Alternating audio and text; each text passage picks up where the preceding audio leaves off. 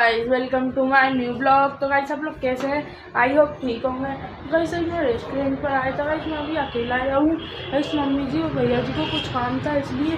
Guys आप लोगों को अभी रेस्टोरेंट खाली खाली दिख रहा होगा। गाइस अभी मैं खाली टाइम में बना रहा हूँ ब्लॉग। तो गाइस इधर पर देख सकते हो गाइस, ये इसके सारे इससे बोलते हैं ना, ये इनको बिछाने वाले बैनर और जो भी बोलते हैं गाइस, मुझे अच्छे से नहीं पता इनको क्या बोलते हैं गाइस। तो ये गए गाइस वॉशिंग के लिए गाइस घर पे।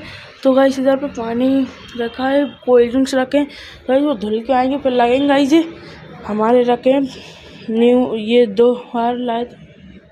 तो गाइस ये कुछ ऐसा है। इधर पे भी वॉशिंग के लिए गए हैं वो।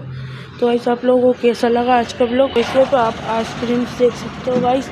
गाइस कुछ ऐसा लुक आ रहा है इधर पे, ये देख सकते हो गाइस, बोर्ड देख सकते हो गाइस।